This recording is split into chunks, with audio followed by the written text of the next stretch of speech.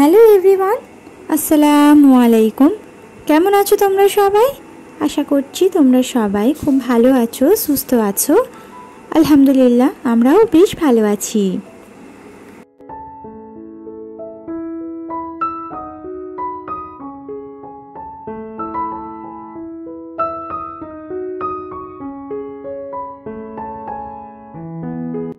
তো রমজান মাস শুরুর আগে কিন্তু বাজার করিয়েছিলাম। তারপরে এই যে কটা রোজা চলে গেল, 12টা থেকে 13টা রোজা কমপ্লিট হয়ে গিয়েছে।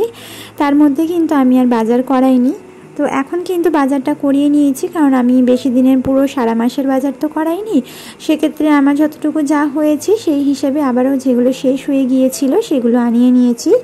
তো একদমই যেগুলো খালি হয়ে গিয়েছে সেগুলোকে বাজার থেকে আনিয়েছি অল্প করে, যেগুলো একদমই প্রয়োজন, না কিনলেই নয় সেগুলো নিয়েছি। যেমন বেসনটা কিন্তু একেবারেই শেষ হয়ে গিয়েছে, কারণ বেসনটা কিন্তু বেশিরভাগ ক্ষেত্রেই প্রত্যেক দিনই লাগছে রোজার মাসে ভাজাভুজি করার ক্ষেত্রে। হয়তো একদিন গ্যাপে দিচ্ছি, বাট দেখা যাচ্ছে কি যে প্রায়শই একদিন ছাড়া ছাড়াই কিন্তু ভাজাভুজিটা করতে লাগছে। সেক্ষেত্রে কিন্তু বেসনটা শেষ হয়ে গিয়েছে। তো এখানে বেসন, সেই সাথে ছোলাও কিন্তু অল্পটা ছিল, ভাবলাম আনিয়ে নিই, কারণ এটা এক সপ্তাহ তো হবে না।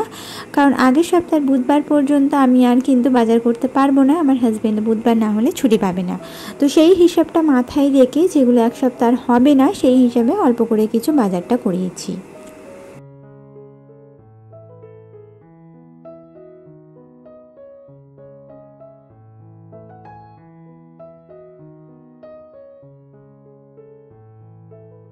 তো রোজার মাসে দুপুরবেলা যেহেতু আমি রান্নাবান্না করি না, রাতের বেলাতেই করি। হ্যাঁ, তো সেক্ষেত্রে কিন্তু অনেকটাই পরিমাণেই আর কি সময়টা আমার সে আড়া দিনে বেঁচে যায়। তো গত ভিডিওতে এক দিদিভাই আমাকে কমেন্ট করেছিল যে আমি এই যে সালোয়ার স্টিচ করছি, মানে সেলাই করছি, তো সেই চুড়িদার সেলাই, সেই সাথে মেয়েকে সামলাই, ইউটিউব, সংসার, কিভাবে সব কিছু ম্যানেজ করি সেটা একটু ডিটেলসে বলতে, বা কখন কোন জিনিসটা করছি সেটার একটা রুটিন শেয়ার করতে। তো সত্যি কথা বলতে আমার তো তেমন কোনো রুটিন নেই। আসলে যখন যেটুকু সময় পাই সেই সময় সাপেক্ষ অনুযায়ী যেই কাজটা যখন মাথার মধ্যে থাকে সেই কাজটাই তখন করে নিই। তো সেই হিসেবে তুমি যেহেতু জানতে চেয়েছো, তাই একটু ডিটেলসে বলে দিই যে এই রোজার মাসে আমি কিভাবে ম্যানেজ করছি। আমার তো চুড়িদার সেলাইটা তো সারা বছর হয় না, এই যে ঈদের টাইমটা হচ্ছে। কেন বলো তো? আসলে ঈদের টাইমটাই একটু চাপটা থাকে, সেক্ষেত্রে ঈদের সময়টাই হচ্ছে, অর্থাৎ এই রোজার মাসটাই একটু হচ্ছে। তো ঈদের পরে হয়তো একটু কমে যাবে। তো সেই হিসেবে কিভাবে ম্যানেজ করছি সেটা তোমাদের সঙ্গে একটু শেয়ার করি। তো আমি কিন্তু সকালবেলায় উঠেই সমস্ত আশিবাসি সমস্ত রকমের কাজকর্ম সেরে ফেলেছি। সেই সাথে বিছানা গোছানোর পাশাপাশি সমস্ত ঘরের কাজ কিন্তু হয়ে গিয়েছিল। আর হাজব্যান্ডও কাজে বেরিয়ে গেছে, না যা যা বাজার কালকে করিয়েছিলাম, উনি ছুটি থাকাতে রাত্রেবেলায় বাজার করেন। তো সেটা সকালবেলায় কিন্তু আমি 10টা সাড়ে 10টা নাগাদ করে গুছিয়ে নিলাম। নেওয়ার পর একটা সুতো অর্ডার করেছিলাম, এখন ঘড়িতে এই 10:30টার মতো বাজে। তো সেটাই চলে এসেছে অনলাইন থেকে, অর্থাৎ এখন তো সুতোটা অনেক বেশি পরিমাণেই লাগছে আমার, কালারিং মাল্টি কালার যেটা। তো সেই হিসেবে এটা অর্ডার করেছিলাম, যেহেতু আগেরটা অলমোস্ট শেষ হয়নি, বাট অল্প অল্প করে কিছুটা রয়েছে। তো সে কারণে ভাবলাম যে আর একটা অর্ডার করে নিই, সেই সাথে অফার ছিল, তো অফারেই আমি অর্ডারটা করেছি। তো দেখলাম আগেরটার থেকে এর মধ্যে আরও সুন্দর সুন্দর কালার রয়েছে। আগেরটাতে এমন কোনো কালার ছিল যেগুলো হয়তো এর মধ্যে নেই, মানে এর মধ্যে এমন সুন্দর সুন্দর কালার রয়েছে যেগুলো আগের মধ্যে ছিল না। তো এই কালারগুলো আমার ভীষণ পছন্দ হয়েছে, একেবারে ডিপ ডিপ কালার যাকে বলা যায়। আর মেয়ে গুনে গুনে দেখছে কটা আছে না আছে, ও আমাকে বিরক্ত করবে না কোনো কাজে, সেটা তো হতেই পারে না। প্রত্যেকটা কাজেও আমাকে বিরক্ত করে। তো তারপরেও ওকে সামলে কিন্তু সংসারের কাজ পাশাপাশি কাজগুলোকে আমি ঠিকই ম্যানেজ করে নিতে পারি, আলহামদুলিল্লাহ। তো এখানে সুতোটা তোমাদেরকে দেখিয়ে দিলাম। তারপরে এই যে এখন এই 11:15টার মতো বাজে, এখন আমি একটু সেলাইয়ের কাজে বসলাম, কারণ এখন তো আর রান্নাবান্না নেই। হ্যাঁ, তো সেই কারণে এখন থেকে ঠিক 12টা সাড়ে 12টা পর্যন্ত এই 1.5 ঘন্টা থেকে 2 ঘন্টা মতো আমি এই সেলাইয়ের কাজটা করব। আর তার মধ্যে মেয়েও খেলাধুলা করবে, সমস্যা নেই, দালানে ঘরের মধ্যে যাওয়া আসা করবে, খেলাধুলা করবে। ওকে খাইয়ে দাইয়েই কিন্তু আমি বসেছি। তো ওকে খাইয়ে দাইয়ে দিলে এখন কিন্তু আর খাওয়াতে হবে না, সেই দুপুরবেলা আমি ওকে একেবারে খাওয়াবো। হ্যাঁ, তো সেই জন্যই আর কি এখন এই 2 ঘন্টাটা আমি সেলাইয়ের কাজ করব। কালকের একটা সালোয়ার রাতের মানে সন্ধ্যাবেলায় স্টিচ করেছিলাম, তার প্যান্টটাই এখন আমি করতে বসেছি। তো যেটা অর্ডার ছিল হচ্ছে গিয়ে প্লাজো প্যান্ট হবে, এটা আমব্রেলা কাট প্লাজো প্যান্ট যাকে বলে। তো ওনার অর্ডার ছিল এটা হবে। তো তো সেই হিসেবে আমি কাটিং করতে বসেছি। তো ভাবলাম ক্যামেরাটা অন করি, কারণ আমার এক দিদিভাই কমেন্ট করেছিল যে তুমি কিভাবে কাটিং অ্যান্ড স্টিচিংটা করো সেটা একটু শেয়ার করতে। হ্যাঁ, তো সত্যি কথা বলতে আমার তো এটা কোনো আর কি ক্রাফট চ্যানেল নয়, আমি তো ডিটেলসে সবটা শেয়ার করতে পারবো না, তবে যতটুকু যেটুকু পারলাম একটু একটু করে আর কি ক্লিপ নিয়ে তোমাদের সঙ্গে শেয়ার করার চেষ্টা করলাম, যে কখন কিভাবে কি কাজটা করি সেই সময় ধরে একটু রুটিন হিসেবে তোমাদের সঙ্গে শেয়ার করছি। আশা করছি আজকের ভিডিওটা তোমাদের কাছে খুব ভালো লাগবে।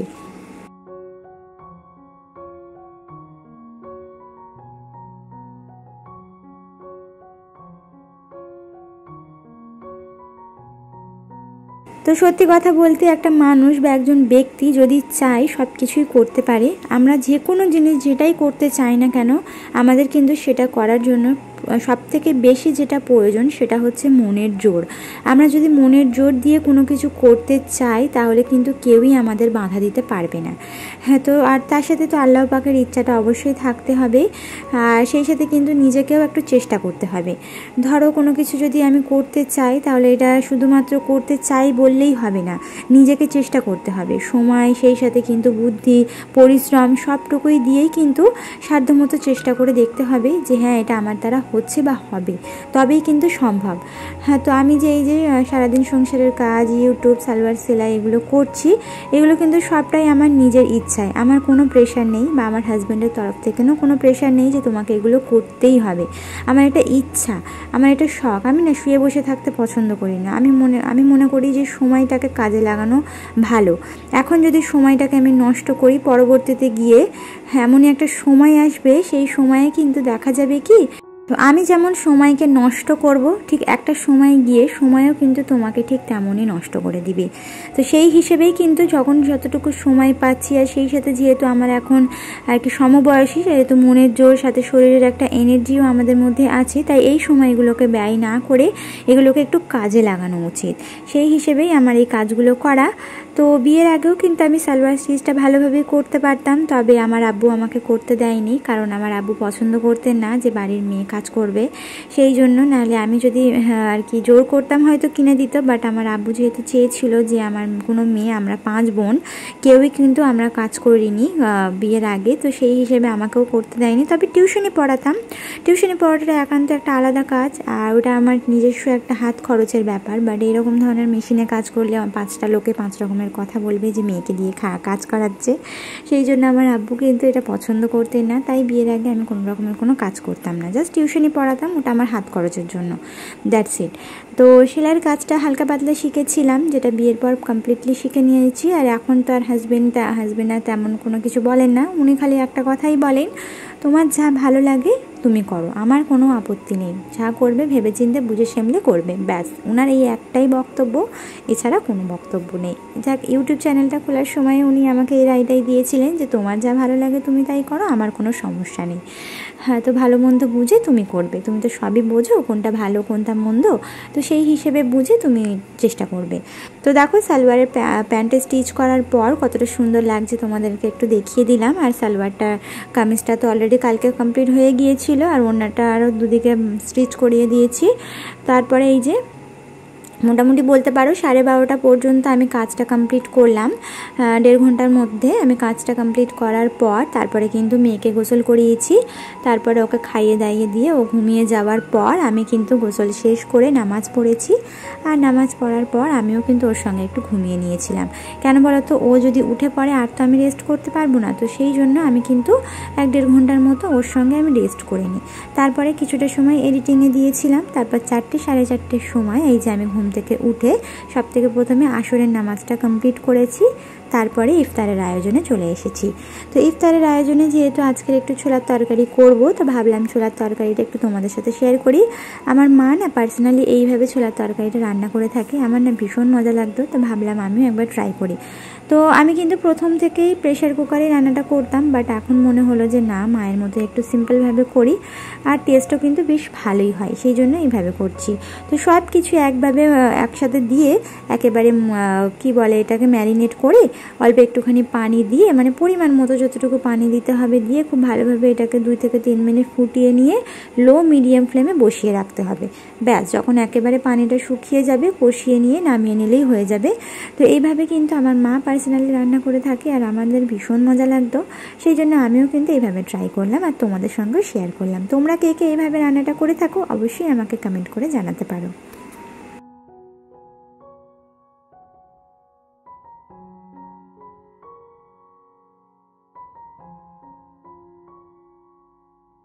ইফতারের আয়োজনে আজকেরই কিন্তু তেমন কিছুই ছিল না, অল্প কিছুই আর কি ছিল। আর হঠাৎ করেই দেখলাম আমার হাজবেন্ড ফল নিয়ে আর কি হাজির হয়ে গেছেন। উনি জানতেন যে ইফতারে কিছু ছিল না, কারণ কালকে তো উনি বাড়িতে ছিলেন, যদিও আর কি ফল এনেছিলেন।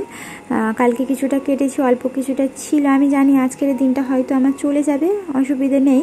তার সত্ত্বেও যেহেতু উনি বাড়িতে তাড়াতাড়ি চলে এসেছিলেন, তো খালি হাতে আসবেন কেন, তো ওই জন্য ফলটা কিনে নিয়ে এসেছেন। তো কাল থেকে যেহেতু আবার কাজে বেরিয়ে যাবেন, হয়তো আর বাড়িতে থাকতে পারবেন না, সেই জন্য উনি এসে বললেন যে হ্যাঁ আজকের এসছি বলে কি আর কাল আসতে পারবো।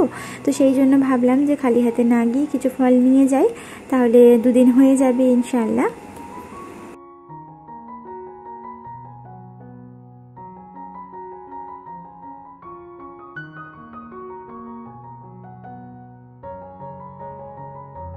এখনও পর্যন্ত যে দিদি বোনেরা আমার চ্যানেলের মধ্যে রয়েছে, আমার ভিডিও দেখছো, আমার ভিডিও তোমাদের যদি একটু ভালো লেগে থাকে, তাহলে অনুরোধ করবো আমার চ্যানেলটিকে সাবস্ক্রাইব করে অবশ্যই বেল আইকনটা প্রেস করে দিতে পারো। এতে করে যেটা হবে, আমার ভিডিও ছাড়া মাত্রই তোমাদের কাছে নোটিফিকেশানটা পৌঁছে যাবে। আর যারা অলরেডি কাজটা করে দিয়েছো তাদেরকে অসংখ্য ধন্যবাদ।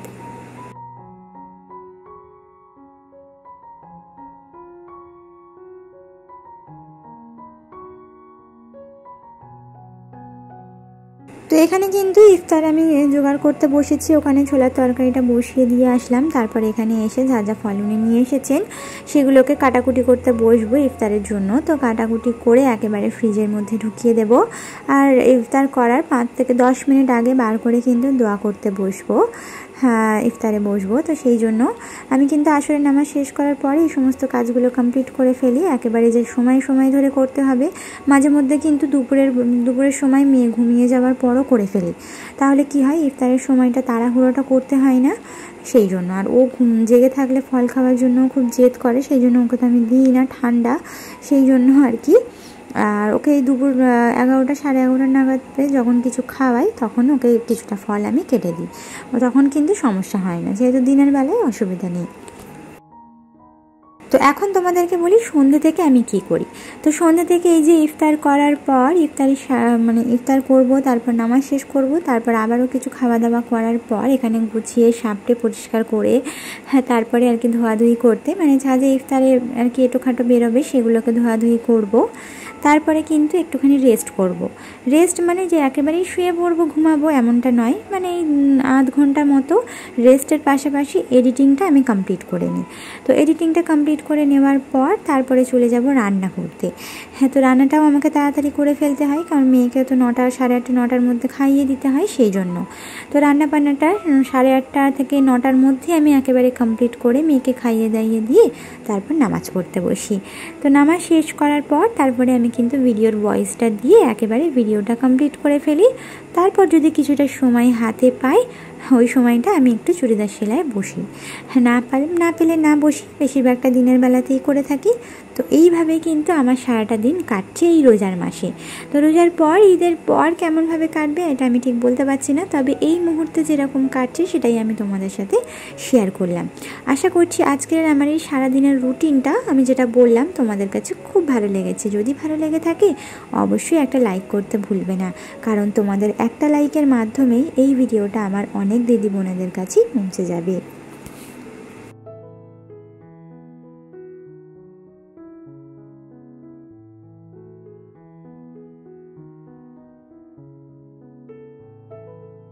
তো সত্যি কথা বলতে আমি কিন্তু সারাটা দিন এইভাবেই কাটিয়ে ফেলি। রেস্টও হয়, রেস্টও হয়, খাওয়া দাওয়াও থাকে, কাজও থাকে, সব কিছু মিলে মিশে মেয়েকে সামলানো নিয়েই কিন্তু একটা জীবন। হ্যাঁ, তো ভালো মন্দ সব কিছু নিয়েই যেহেতু একটা জীবন, তো এগুলোকে হাসি মুখে মেনে নেওয়াটাই বুদ্ধিমানের কাজ। এগুলোকে যদি সারাদিন ঝামেলাপূর্ণ নিয়ে মাথার মধ্যে কাজ করতে থাকি, তাহলে একটা টেনশন হেডেক হবে। সেই জন্য এগুলোকে হাসি মুখে মেনে নিয়ে একেবারে জীবনটাকে সহজভাবে চালানোর চেষ্টা করছি। তো আজকের এই ইফতার দিয়ে ভিডিওটা শেষ করছি। আশা করছি তোমরা সবাই পরবর্তী ভিডিও পর্যন্ত সুস্থ থাকবে, ভালো থাকবে। আল্লাহ হাফিজ, আসসালামু আলাইকুম।